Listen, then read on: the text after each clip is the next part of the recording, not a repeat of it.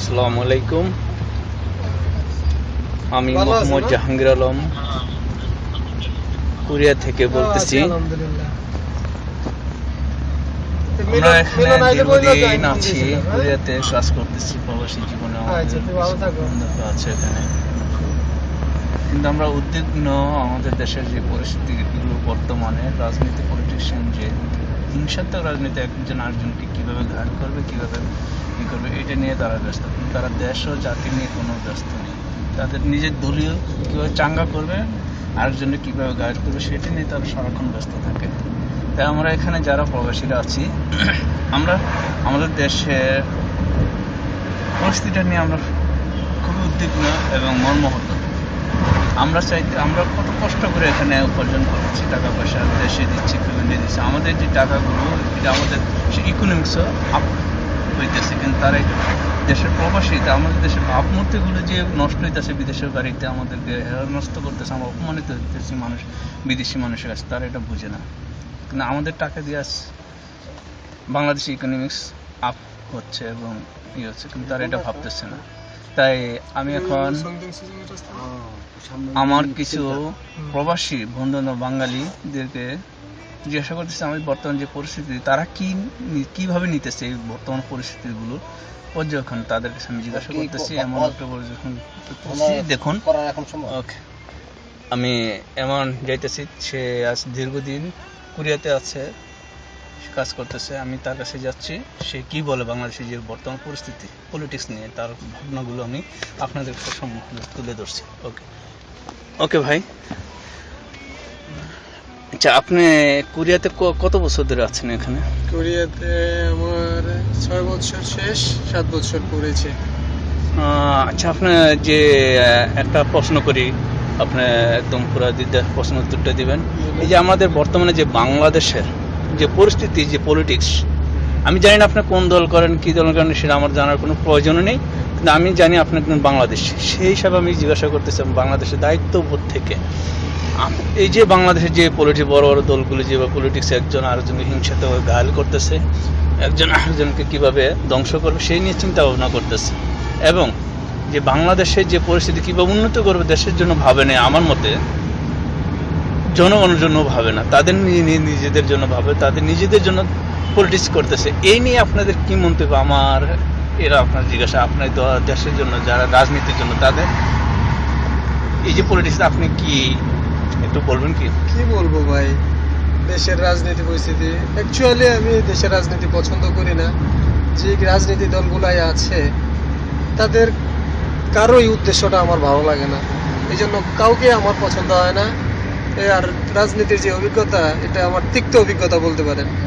কারণ এই অভিজ্ঞতা থেকে এটা প্রতিহিংসা, রাহাজানি, খুন, এই ধরনের রাজনীতি চলছে। দেশের জন্য কেউ ভাবছে না। এই যে আমার কথাই ভাবেন, আমার অনেক দিন হয়েছে আমি দেশে যাইতে চাই।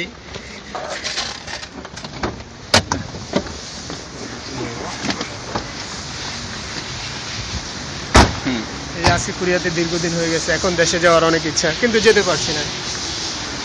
ভাইকে জিজ্ঞেস করি দেশে আসবো নাকি, ভাই বলছে না, দেশে এসে কি করবি, দেশে এখন এই পরিস্থিতি আসা মানে আগুনে ঝাঁপ দেওয়া, একই কথা। একটা মিনিট, আমি ভুলবেন না, আপনার ভাই যে বলছে আসবেন, আপনার ভাই কি বাংলাদেশে থাকে না সে বিদেশে থেকে গেছে? আমার ভাই দীর্ঘদিন প্রবাস জীবন শেষ করে দেশে গেছে। তো সে গেছে যে খুব বেশি দিন হয় নাই, 2 থেকে 2.5 বছর হয়েছে। তার অভিজ্ঞতা থেকে সে বলতেছে যে আবার কোরিয়ায় বিদেশে ফেরত আসতে চাচ্ছে। কেন বলুন তো? সেটা তো ভাই আমি এখান থেকে আজ করতে পারতেছি না, তবে যেখানেই ফোন করি সবার একই কথা, দেশের পরিস্থিতি ভালো না। আচ্ছা ওকে, আমরা এখন একটা সিগন্যাল পড়ছে, সেই সিগন্যালের জন্য দৌড়াচ্ছি, কিছু মনে করবেন না, আমরা আবার স্বাভাবিক অবস্থা ফিরে যাব। ওকে, হ্যাঁ ভাই, আচ্ছা বলুন। তারপর আর কি জানতে চান ভাই? কি মানে যাদের কাছে ফোন আপনি বলছেন, যাদের কাছে ফোন করছেন বা কি বলতেছে? ফোন করি, সবাই বলতেছে যে দেশের পরিস্থিতি এখন এতই খারাপ যে দ্রব্যমূল্য ঊর্ধ্বগতি তো আছেই, তারপরে জনগণের জানমালের নিরাপত্তা এটা নাই বললেই চলে। আচ্ছা, আরেকটা কথা বলবেন না, আমি প্রশ্ন করতে চাই যে বর্তমান সরকার যে মেয়াদ শেষ হয়ে যাওয়ার পরও এখনো ক্ষমতা আছে, আপনি কি মনে করেন তারা এখনো বৈধ সরকার? না, আমি ওটা বলতে পারি না, কারণ আমি পূর্বের অভিজ্ঞতা থেকে বলতে চাই আপনাকে এই কথা, যে বাংলাদেশে যে সরকারই ছিল কেউই তাদের নির্দিষ্ট টাইমে আইন অনুযায়ী ছাড়ে নাই, তাদেরকে জুতা পেটা কইরা ঝাড়ু পেটা করে নামাইতে হয়েছে। তা আপনি আচ্ছা ঠিক আছে, পূর্ব অভিজ্ঞতা যারাই সরকার গঠন করতে তারাই এই ক্ষমতা ছাড়তে চায় না, তারা লুবি, তো দেশের জনগণের জন্য তারা ভাবে না, এটা আপনার কথা। হ্যাঁ, আচ্ছা ওকে। তো এই যে বর্তমান সরকার এই যে পরিস্থিতি, তারা ছাড়তে এত আন্দোলন, এত হত্যা, এই যে শাপলা চত্ব, যে মতিঝিল শাপলা চত্ব যে হেফাজতের উপর গুলি চালাইছিল, নির্ভীকভাবে গণহত্যা চালাইছিল, এত হত্যা করার পর তার ক্ষমতা আঁকড়ে ধরে রেখেছিল, বিডিআর হত্যা, তারপর আমাদের দেশের যে ডিফেন্সগুলো যে ধ্বংস করে দিচ্ছে বর্তমান সরকার, এই নিয়ে আপনার কি মতামত আছে? এটা নিয়ে আমি যে কি বলবো, আসলে ভাই আমি তো রাজনীতি সম্পর্কে অত ভালো বুঝি না। এটা না, আপনি সাধারণ জনগণ, আপনি তো একজন সাধারণ পাবলিক হিসাবে, অত্যন্ত পাবলিক হিসাবে, যে সাধারণ জনগণ হিসাবে আপনার কথাটা বলুন। ভাই, এখন এটা যে কার দ্বারা সংগঠিত হয়েছে, কোন দল এটা করছে, সেটা তো আর আমি ভালো বুঝি না। আচ্ছা, যেভাবে করুক, এই যে বিডিআর যে হত্যা রয়েছে, আমাদের ডিফেন্সগুলো যে ধ্বংস করছে, এটা কি ভালো হয়েছে না খারাপ হয়েছে, এটা আপনি কি মনে করেন? না, অবশ্যই খারাপ। এটা দেশের জন্য কখনোই সুখকর না, কখনোই ভালো না। কারণ এই যে আপনি মনে করেন যে আর্মি পার্সনগুলো মারা গেছে, তারা দেশের 1 নম্বর সিটিজেন, সবাই তারা দেশের এক একটা মাথা। তো এই যে সম্পদগুলো নষ্ট হয়েছে, এটা অবশ্যই আমাদের দেশের জন্য ক্ষতি, আমাদের জাতির জন্য ক্ষতি। আচ্ছা, এই যে আরেকটা জিনিস, এটা তো বিডিআর যে করলো, যে হেফাজতের উপর যে গণহত্যা চালাইছে লাইট বন্ধ করে, এটা নিয়ে আপনি কি মন্তব্য করেন? এটা নিয়ে অবশ্যই মন্তব্য খারাপ, কারণ ইসলাম আমাদের ধর্ম, এই ধর্মের উপর মানুষের একটা অত্যাচার, এটা আমি কখনোই সাপোর্ট করি না। তবে আবার এখানে দ্বিমত আছে বিভিন্ন মানুষের, যে একদল বলছে যে অনেক মানুষ মারা গেছে, অনেকজন বলছে যে না, খুব বেশি মানুষ মারা যায় নাই, তবে অত্যাচার যে হয়েছে এটা ঠিক, আর এটা মোটেই আমাদের কাম্য নয়। আচ্ছা, যাই হোক, আবার আমরা ফিরে যাচ্ছি সেই পলিটিক্সের। বর্তমান সরকার যে মেয়াদ উত্তীর্ণ হওয়ার পরও সে ক্ষমতা এখন ধরে রাখছে, এটা নিয়ে আপনি কি চান, আপনি সব দেশ ও জাতির উদ্দেশ্যে এবং সরকারের উদ্দেশ্যে কিছু বলবেন কি? আমি সরকারের উদ্দেশ্যে বলতে চাই, কারণ যারাই এভাবে মেয়াদ শেষে ক্ষমতা আঁকড়ায় ধরে রাখছে, কেউই পারে না। তো আমি একটাই বলতে চাইবো যে আপনারাও পারবেন না, তো ভালো ভালোই যদি ক্ষমতা হস্তান্তর করেন, সেটাই বেটার, সেটাই সবচেয়ে বেটার হবে। এই আপনার কথা। এবং দেশ ও জাতির উদ্দেশ্যে কিছু বলুন। দেশ ও জাতির উদ্দেশ্যে কি বলবো, জাতির উদ্দেশ্যে তো বলার, আমিও জাতির মধ্যে একজন পড়ি, তবে আমি দেশের যারা রাজনীতিবিদ আছে, যারা সরকার আছে, বিরোধী দল আছে, তাদের কাছে বলবো আপনারা শুধু নিজেদের নিয়ে ভাববেন না, দেশের জনগণের জন্য ভাবেন, দেশের জন্য ভাবেন, এটাই আমার প্রত্যাশা। আমাদের মতো যারা বিদেশে আছি আমরা, তারা যেন খুব তাড়াতাড়ি দেশে ফিরে যেতে পারি, শান্তিতে বাবা মার সাথে বসবাস করতে পারি, এই ধরনের একটা দেশ গঠন করেন, এটাই আমার কাম্য। ভাই, এখানে আমি শেষ করব। আপনাকে ধন্যবাদ, আপনি দেশ ও জাতির উদ্দেশ্যে কিছু বলার জন্য অসংখ্য ধন্যবাদ। এবং আপনাদের মনের যে আকাঙ্ক্ষাগুলো, যে অনুতপ্তগুলো, যে দেশের পরিস্থিতি যে অবস্থা, আমিও খুবই মর্মাহত যে বর্তমান দেশের পরিস্থিতি, কি বলবো, আমরা সাধারণ জনগণ কিছু করতে পারতেছি না, আমরা ঘৃণা ছাড়া আর কিছু করতে পারি না। আমাদের বাংলাদেশের বিরোধী দল বলেন, রাজনৈতিক দলগুলোর কাছে আমরা জিম্মি, এই যে জিম্মি অবস্থা যাতে আমাদেরকে কাটায় তাড়াতাড়ি, এটাই আমার অনুরোধ। এই যে আমরা একটা, আচ্ছা, আমরা আমাদের সময় খুব সংকীর্ণতা, আমরা আরেক ভাইয়ের কাছে যাচ্ছি, সে কি বলে আপনি একটু আপনারা দেখুন। আচ্ছা ভাই, আপনার প্লিজ আপনার পরিচয় দিবেন কি? আপনার? জি, আমি ফয়সাল, আমি কোরিয়া 7 বছর যাবৎ আছি এবং আগামীতে থাকবো। দেশের পরিস্থিতি বলতে গেলে আমরা এখন জাতির ভিতরে আছি কি না তাও ঠিক বলতে পারতেছি না। এক্সকিউজ মি, আপনি বলছেন জাতির ভিতরে, মানে এরা বুঝলাম না, আপনি একটু ব্যাখ্যা করবেন জাতি বলতে কি বুঝাইতেছে, আপনি জাতির মধ্যে আছেন কিনা? জাতি বলতে আমি বলতে পারি যে আমরা কি এখন দেশের ভিতরে নাগরিক, দেশের নাগরিক না দেশের বাইরে? কোন দেশের? আপনি তখন বাংলাদেশের নাগরিক হিসাবে আমরা দাবি করতে পারি না বর্তমানে, কারণ দেশের যে এরকম পরিস্থিতি দাঁড়াইছে, এখন আমরা বিদেশি বলে আমরা নিজেরা মনে করি। কেন মনে করেন? এটা আপনার ভাবনাগুলো আসলে কোনো বিশ্বাস নাই।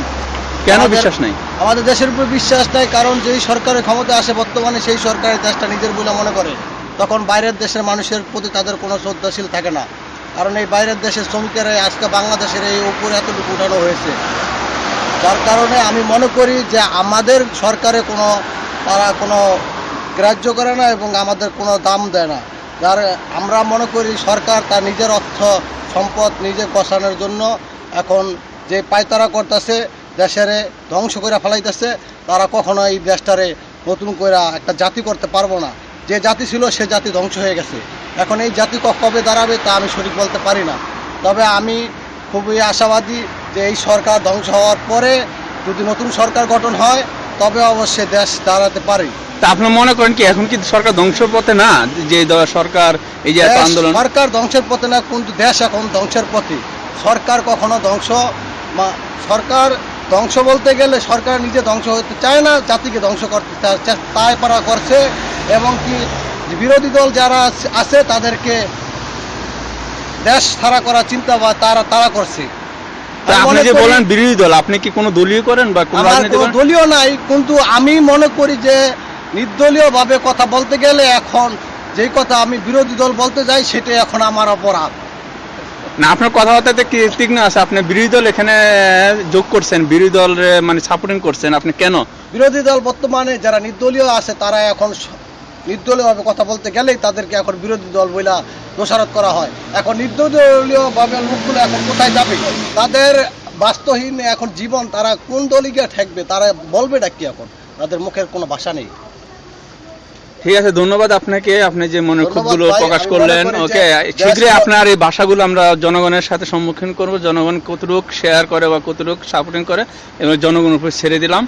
ওকে, আমি আচ্ছা ঠিক আছে, আমি এখন কথা বললাম যে আমরা এখন কোরিয়াতে প্রবাসী জীবন কত বন্ধু বান্ধবের সাথে কথা বললাম। এখন বাংলাদেশের যে পরিস্থিতিগুলো আমরা দেখতেছি, এই পরিস্থিতির প্রেক্ষাপটে আমরা এই প্রবাসী ভাইদের কাছে জিজ্ঞাসা করলাম তারা দেশের এই যে আবহাওয়াগুলো, যে বর্তমান রাজনৈতিক পলিটিক্সগুলোর সম্বন্ধে তারা দেখলাম ম্যাক্সিমামে সংখ্যাগরিষ্ঠ দেখলাম বর্তমান সরকার যে অবস্থা চালাচ্ছে বা পলিটিক্স করছে এটার বিরোধিতা করতেছে। এবং বর্তমান যে সরকার যে অবৈধভাবে যে ক্ষমতা মেয়াদ উত্তীর্ণ হওয়ার পরও তারা ক্ষমতা ধরে রাখছে, ক্ষমতা ছাড়তেছে না, এটার বিপক্ষে সব জনগণ এখন যারা প্রবাসী দেশ বিদেশে দেখতেছি, দেশের তো অবস্থা দেখতেছি পেপার পত্রিকা পড়লে, এবং প্রবাসী ভাইদেরকে জিজ্ঞাসা করলেন তারও খুব আছে বর্তমান সরকারের উপর। তারা ক্ষমতা শেষ হওয়ার পরে কেন ক্ষমতা ছাড়তেছে না? এই যে হত্যা, এই যে মতিঝিল ছাত্র ছাত্রের হেফাজতে হত্যা, গণহত্যা কেন চালাইলো, বিডিআর কেন ধ্বংস করলো, একমাত্র সরকারে জানে। আমরা মনে করি সাধারণ জনগণের বাসা কেন আমাদের ডিফেন্সগুলো ধ্বংস করলো, কেন এই যে হেফাজতের নিরস্ত্র মানুষগুলো, ঘুমন্ত অবস্থা মানুষগুলো স্বৈরাচারের মতো আক্রমণ করলো, পাকিস্তানেরও ভরপরিচিত বা পাকিস্তানকে হার মানাইছে বর্তমান সরকার।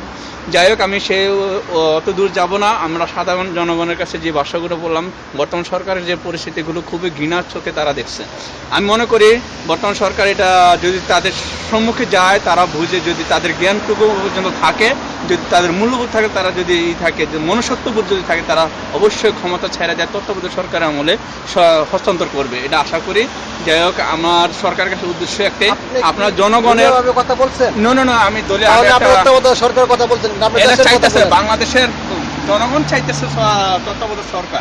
এই জন্য আমি সেই পরিপ্রেক্ষিতে বলতেছি তত্ত্বাবধায়ক সরকারের বেটারকে নিরপেক্ষ যদি নির্বাচন হতে চায়, কিন্তু দলীয়ভাবে কোনো দলীয় বা আপনি মনে করেন বিএনপি এখন আপনি বিরোধী দল, বিএনপি দলীয়ভাবে থাকতো বলতে গেলে যদি কোনো আপনি দেশের কথা নির্দলীয়ভাবে বলেন, এখানে নিরপেক্ষ নির্বাচন তত্ত্বাবধায়ক হবে না, সরকার বলবেন না। এক্সকিউজ মি, নিরপেক্ষভাবে নির্বাচন হবে না, এবং কি দলীয় টানবে যদি তারা ক্ষমতা থাকে, তারা প্রভাবিত করবে। এই জন্য বলতেছি নিরপেক্ষ যদি সুষ্ঠু নির্বাচন চায় সরকার, অবশ্যই সে তত্ত্বাবধায়ক সরকারের কাছে হস্তান্তর দিয়ে, এবং তত্ত্বাবধায়ক দেখতে হবে সে কোনো দলীয় না, কোনো কিছু না, সে সৎ হনেস্ট দেখে, তার ব্যাকগ্রাউন্ড দেখে তাকে সরকার প্রদান করে তাকে তার উপর ক্ষমতা হস্তান্তর করতে হবে। এবং এইভাবে ওকে, আল্লাহ হাফেজ। আমি এখন বিষয় আমার কোনো সময় সংকীর্ণতার কারণে আমি বেশি দূর আগাইতে পারছি না।